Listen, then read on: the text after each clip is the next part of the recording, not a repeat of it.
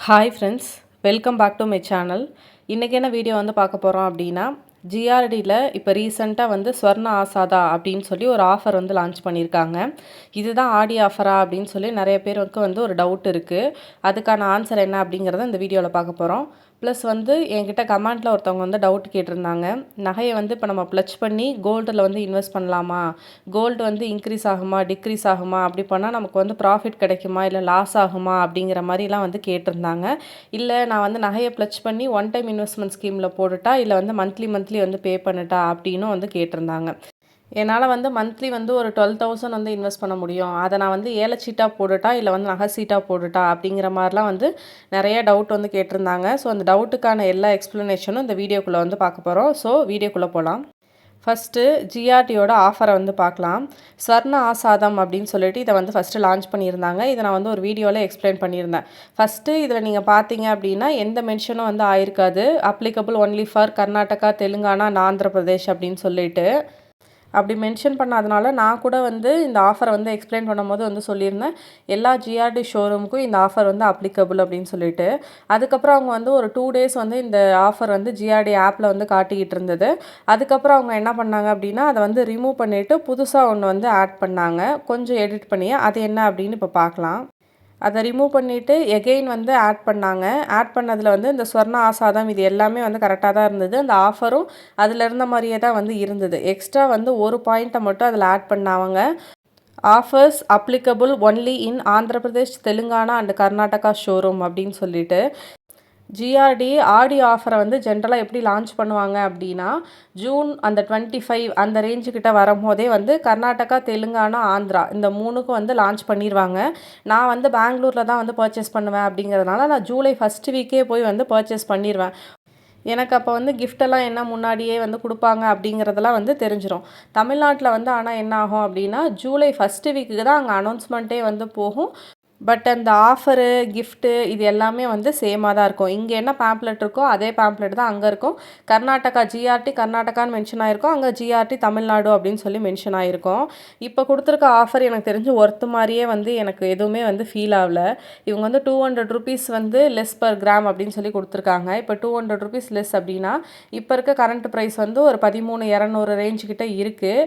So அப்படி divide பண்ணோம் அப்படின்னா 200 டிவைட் பை 13,200 அப்படின்னு போட்டோம் அப்படின்னா இன்ட்டு 100 போட்டு பார்த்தோன்னா 1.5% வந்து நம்ம கம்மி பண்ணி கொடுக்குற மாதிரி வந்து கொடுத்துருக்காங்க. அதாவது நம்ம கட்ட வேண்டிய ஜிஎஸ்டியில் ஒரு ஹாஃப் ஜிஎஸ்டி வந்து கம்மியாகும் அப்படிங்கிற மாதிரி வந்து கொடுத்துருக்காங்க. இது வந்து பெரிய ப்ராஃபிட்லாம் வந்து நமக்கு கொடுக்காது. இல்லை நம்ம ஓல்டு கோல்டை எக்ஸ்சேஞ்ச் பண்ணுறோம் அப்படின்னா நமக்கு வந்து 150 ருபீஸ் வந்து ஓல்டு கோல்டுக்கு எக்ஸ்ட்ரா ப்ளஸ் வந்து 200 ருபீஸ் வந்து கிராமுக்கு வந்து லெஸ்ஸு. ஸோ இதில் 350 ரூபா ப்ராஃபிட் கிடைக்கும். ஸோ அப்படி பார்த்தாலுமே நமக்கு வந்து ஒரு 2.6% தான் வந்து கிடைக்குது. ஒரு ஜிஎஸ்டி கூட வந்து இதில் வந்து நமக்கு சேவ் ஆகலை. இதில் நமக்கு பெரிய ப்ராஃபிட் அப்படிங்கிறது வந்து இருக்க போகிறதில்ல. அக்ஷய திருதியைக்காவது வந்து கிராமுக்கு வந்து ஒரு 300 ருபீஸ் வந்து கம்மி பண்ணியிருந்தாங்க.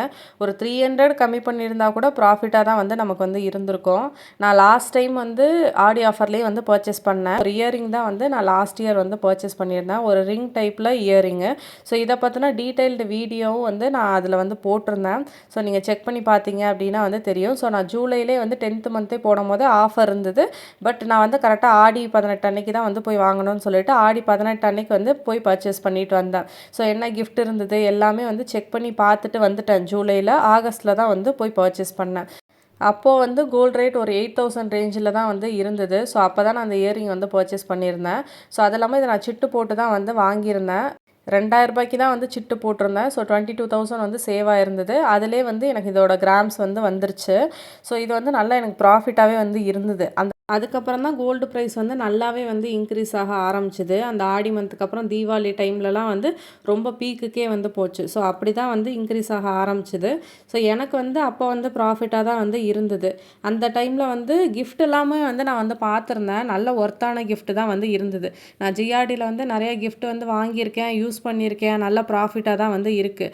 இப்போ இவங்க அமௌண்ட் வந்து 200 லெஸ் அப்படின்னு வந்து கொடுக்கும்போது அது நமக்கு எப்படி ப்ராஃபிட்டாக இருக்கும் அப்படிங்கிற மாதிரி எனக்கு தெரியல. ஏன்னா ஒரு நாள் டக்குன்னு டக்குன்னு 200 இன்க்ரீஸ் ஆகுது, டிக்ரீஸ் ஆகுது, 300 இன்க்ரீஸ் ஆகுது, டிக்ரீஸ் ஆகுது. இந்த ஸ்டேஜில் வந்து இருக்கும்போது இன்றைக்கி நம்ம 200 வந்து லெஸ் அப்படின்னு சொல்லி போட்டு வாங்கிட்டு வந்துட்டோம். நாளைக்கே அந்த 200 இன்க்ரீஸ் ஆகிருந்தது அப்படின்னா நமக்கு என்ன ப்ராஃபிட் இருக்கும்? நமக்கு எந்த ப்ராஃபிட்டுமே அதில் வந்து இருக்காது. ஸோ இந்த ஆஃபர் வந்து பெரிய ஒர்த்தாலாம் வந்து இருக்க போகிறதில்ல. இதுதான் ஆடி ஆஃபராக இருக்கிறதுக்கு 90% வந்து பாசிபிலிட்டி இருக்குது. ஏன்னா இப்படி தான் வந்து போடுவாங்க. ஃபஸ்ட்டு ஆடி ஆஃபர் வந்து கர்நாடகா, ஆந்திரா, தெலுங்கானா இவங்களுக்கு வந்து லான்ச் பண்ணி முடிச்சுட்டு ஜூலை ஃபஸ்ட்டு வீக்கு கிட்ட தமிழ்நாட்டுக்கு வந்து தனியாக இன்னொரு அனௌன்ஸ்மெண்ட் வந்து கொடுப்பாங்க. ஸோ இதுதான் வந்து லாஸ்ட் இயர் வந்து நான் பர்ச்சேஸ் பண்ணியிருந்த கிஃப்ட்டு. இதோட எம்ஆர்பி எல்லாம் வந்து செக் பண்ணி பாருங்கள். இப்போ நான் லாஸ்ட் டைம் அந்த இயரிங் வந்து ஒரு 2 பாயிண்ட் சம்திங் வந்து கிராம்ஸு. ஸோ அதுக்கு வந்து இப்போ 2 கிராம் அப்படின்னா ஒரு 400 ருபீஸ், ஒரு கிராமுக்கு 200 ரூபாய் அப்படின்னு சொல்லி ஒரு 400 ருபீஸ் தான் வந்து எனக்கு வந்து கிடச்சிருக்கும். பட் இதோட எம்ஆர்பி வந்து நான் எடுத்து சும்மா செக் பண்ணி பார்த்தேன். இந்த ஆஃபர் வந்து லான்ச் பண்ணோனையும் எவ்வளோ டிஃப்ரென்ஸ் இருக்குது அப்படின்னு சொல்லிட்டு பார்க்கலாம் அப்படின்னு சொல்லிட்டு இந்த கடாய் தான் வந்து 25,000க்கு வந்து நான் பர்ச்சேஸ் பண்ணியிருந்ததுக்கு எனக்கு வந்து கொடுத்துருந்தாங்க. இதோட எம்ஆர்பி பார்த்தீங்க அப்படின்னா வந்து 935 ருபீஸ் வந்து போட்டிருக்கு. நமக்கு இந்த தடவை வந்து அப்போ 400 ருபீஸ் தான் வந்து கிடைக்க போகுது அப்படின்னு நினச்சா எனக்கு ஒரு மாதிரி வந்து கஷ்டமாக இருந்தது. இது என்ன, நம்ம வந்து லேடிஸ்க்கு வந்து என்ன தான் வந்து 200 300 கம்மி பண்ணாலும் இந்த பாத்திரத்தில் இருக்க ஹாப்பினஸ் வந்து வேறு எதுலேயுமே வந்து கிடைக்காது. இதை வந்து நான் யூஸும் பண்ணி பார்த்துட்டேன். 1 இயர் வந்து நான் யூஸும் பண்ணியிருக்கேன். ஸோ நல்லாவே இருக்குது. இந்த கிண்ணம் வந்து அந்த 2000 ரூபாய் சிட்டுக்கு வந்து ஃப்ரீயாக கொடுத்தது. ஸோ அதில் நிறைய ஆப்ஷன்ஸ் இருந்தது. பட் இந்த பாத்திரம் வந்து எனக்கு பிடிச்சிருந்தது அப்படிங்கிறதுனால நான் இதை வந்து சூஸ் பண்ணிட்டேன். இது குவாலிட்டி நல்லாவே இருக்குது. நான் ஒரு 1 இயராக யூஸ் பண்ணியிருக்கேன். அதோட கலர் கூட வந்து ஃபேட் ஆகலை, நல்லாவே இருக்குது. இந்த கடாயுமே வந்து நல்லா தான் இருக்குது. ஸோ நீங்கள் வந்து இன்கேஸ் சிட்டில் வந்து ஒரு 2000 போட்டிருக்கீங்க அப்படின்னா இந்த கிண்ணம் வந்து ப்ரிஃபரன்ஸ் வந்து கொடுக்கலாம். ஸோ நல்லா இருக்குது. அட்லீஸ்ட் ஒரு 300 to 350 ருபீஸ் பர் கிராம் லெஸ்ஸாக வந்து கொடுத்துருக்கலாம். இல்லை எப்பவும் கொடுக்குற மாதிரி இதே கிஃப்ட் ஆஃபர்ஸை வந்து கொடுத்துருக்கலாம். ஏன் அவங்க வந்து இப்படி சேஞ்ச் பண்ணாங்க அப்படின்னு சொல்லிட்டு தெரியல. இப்போ வந்து லான்ச் பண்ண வேண்டிய டேட்டே வந்து வந்துருச்சு. ஜூலை ஃபஸ்ட் வீக்கில் எகைன் சேஞ்ச் பண்ணி இந்த மாதிரி வந்து வெசல்ஸ் கொடுப்பாங்களா, இல்லை இதுவே வந்து மெயின்டைன் ஆகுமான்னு வந்து தெரியல.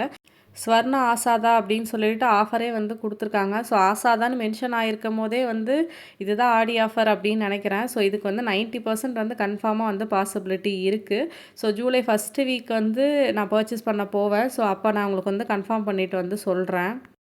இதில் வந்து ஒருத்தவங்களோட கமெண்ட்டுக்கு வந்து நான் ரிப்ளை பண்ணணும் அப்படின்னு சொல்லி நினைக்கிறேன். ஸோ அவங்க வந்து என்ன கேட்டாங்க அப்படின்னா, நான் வந்து கோல்டை வந்து ப்ளச் பண்ணிவிட்டு கோல்ட் லோன் வந்து வாங்கிட்டு அந்த அமௌண்ட்டை எடுத்துகிட்டு போய் ஒன் டைம் இன்வெஸ்ட்மெண்ட் போடட்டுமா, அந்த மாதிரி வந்து எடுத்தால் அது எனக்கு கரெக்டான டிசிஷனா, இல்லை நான் அதில் சிட்டு வந்து பே பண்ணிட்டா, இந்த மாதிரிலாம் வந்து கேட்டாங்க. ஸோ இந்த விஷயத்தை வந்து பொறுத்த வரைக்கும் என்னோட ஒப்பீனியன் வந்து என்ன அப்படின்னா, கோல்டு ரேட்டு இன்னைக்கு இருக்குது அப்படின்னா நாளைக்கு என்ன ரேட் அப்படிங்கிறதே வந்து கரெக்டாக ப்ரிடிக்ட் பண்ண முடியல. ஒரு ட்விட் வந்துச்சு அப்படின்னா அவ்வளோதான், முடிஞ்சு போயிருது. கோல்டு ரேட் சடனாக இன்க்ரீஸ் ஆகுது, டிக்ரீஸ் ஆகுது. இப்படி ஒரு சுச்சுவேஷன் இருக்கும் போது நம்ம வந்து ஒன் டைம் இன்வெஸ்ட்மெண்ட் வந்து போடுறது வந்து சேஃபே இல்லை.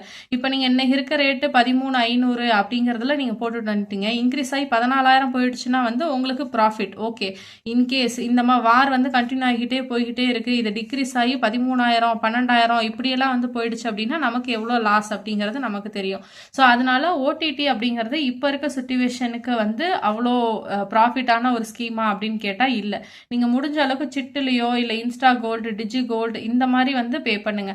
அதில் பே பண்ணி வாங்குறது வந்து ப்ராஃபிட். இப்போ சிட்டு அப்படிங்கிறத வந்து எடுத்துக்கிட்டோம் அப்படின்னா, இப்போ இந்த மந்த் வந்து ஒரு 13,200 பே பண்ணுறோம் அப்படின்னா அடுத்த மந்த் ஒரு 13,500 பே பண்ணுவோம். அப்போ 14,000 பே பண்ணுவோம். அப்புறம் திடீர்னு குறைஞ்சிருச்சு 12,900 போயிடுச்சு அப்படின்னா அதில் பே பண்ணுவோம். இல்லை இன்க்ரீஸ் ஆகி 14,200 போகுது அப்படின்னா இப்படி பே பண்ணுவோம். இந்த மாதிரி ஒரு 11 மந்த் வந்து நம்ம பே பண்ணுவோம். இந்த 11 மந்தோட ஆவரேஜ் அமௌண்ட்டை தான் வந்து நம்ம வந்து பர்ச்சேஸ் பண்ணுவோம். ஸோ அப்படிங்கும் போது நமக்கு ஓரளவுக்கு எல்லா ரேட்லையுமே வந்து வாங்கின மாதிரி வந்து இருக்கும். ஸோ அப்படி இருக்கும் போது நமக்கு பெரிய லாஸ் வந்து இதில் ஆகாது. பட் ஒன் டைம் இன்வெஸ்ட்மெண்ட் ஸ்கீமில் வந்து கொஞ்சம் ரிஸ்க் வந்து ஜாஸ்தியாக இருக்குது கம்பேர்ட் டு சிட்டு ஸ்கீம். இது வந்து நார்மலாக நம்ம கேஷ் இருக்குது, நம்ம சேலரியிலேருந்து போடுறோம் அப்படிங்கும்போது இந்த point okay. But gold loan வச்சு நம்ம போடுறோம் அப்படிங்கும்போது என்ன ஆகும் அப்படின்னா, இப்போ வந்து நீங்கள் ஒன் டைம் இன்வெஸ்ட்மெண்ட்டோ சிட்டோ ஏதாவது போடும்போது வேஸ்டேஜ் வந்து ஃப்ரீ, ஓகே. பட் ஜிஎஸ்டி 3% நீங்கள் வந்து பே பண்ணி தான் வந்து வாங்குவீங்க. இப்போ கோல்டு நீங்கள் போட்டது ப்ளஸ் 3% வந்து ஜிஎஸ்டி ப்ளஸ் நீங்கள் இந்த கோல்டு லோன் வர வச்சுருக்கீங்க. ஸோ அதுக்கான இன்ட்ரெஸ்ட் வந்து 10% அப்படிங்கிற மாதிரி பார்த்தோம் அப்படின்னா அரௌண்ட் ஒரு 13 to 15% ரேஞ்ச் கிட்ட வந்து கோல்டு இன்க்ரீஸ் ஆனாதான் உங்களுக்கு ப்ராஃபிட். அதாவது நீங்க ஒரு 1 லட்ச ரூபாய்க்கு கோல்டு வாங்கியிருக்கீங்க அப்படின்னா அது 1,15,000 ஆனாதான் உங்களோட ப்ராஃபிட்டே வந்து ஸ்டார்ட் ஆகும். இதை நீங்க வந்து ஞாபகம் வச்சுங்க. கோல்டு நல்லா இன்க்ரீஸ் ஆச்சு அப்படின்னா தான் உங்களுக்கு இதுல வந்து ப்ராஃபிட். இல்ல இன்க்ரீஸ் ஆகாம இந்த 13,000 இருந்து 14,000 மெயின்டைன் ஆகிட்டு இருக்கு அப்படின்னா உங்களுக்கு இதுல வந்து ப்ராஃபிட் கிடைக்காது. போட்ட இந்த இன்ட்ரெஸ்ட்டை வந்து நீங்கள் எக்ஸ்ட்ரா தான் வந்து பே பண்ணணும். இந்த சுச்சுவேஷனை ஏன் சொல்கிறேன் அப்படின்னா நானே வந்து இதை வந்து ஃபேஸ் பண்ணியிருக்கேன்.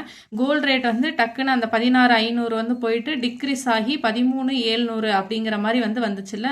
ஸோ இது டிக்ரீஸ் ஆகுது திருப்பி இன்க்ரீஸ் ஆயிரும்னு சொல்லிட்டு நான் 13,700 ஒரு 1 சவரன் வந்து கோல்டு வந்து வாங்கினேன். ஸோ மலபார் கோல்டு அண்ட் டைமண்ட்ஸில் ஒரு 1 சவரன் என் பையனுக்காக வந்து ஒரு செயின் வாங்கினேன். அதை கூட ஒரு வீடியோவாக போட்டிருக்கேன். நீங்கள் பார்க்கல அப்படின்னா செக் பண்ணி பாருங்கள். அதில் வித் பில்லோடய நான் வந்து காட்டியிருக்கேன். 13,700 ரேஞ்சில் தான் வந்து இதை நான் வந்து வாங்கினேன். இதை வந்து நான் வந்து ஜுவல்ல வந்து பிளச் பண்ணி தான் வாங்கினேன். ரேட் இதுக்கு மேலே இன்க்ரீஸ் ஆகி திருப்பி 16 போயிடுச்சுன்னா என்ன பண்ணுறது, நம்ம இப்போயே வாங்கிட்டா நமக்கு ப்ராஃபிட்னு சொல்லிட்டு February மந்த்து 13,700க்கு நான் 1 சவரன் வந்து வாங்கினேன்.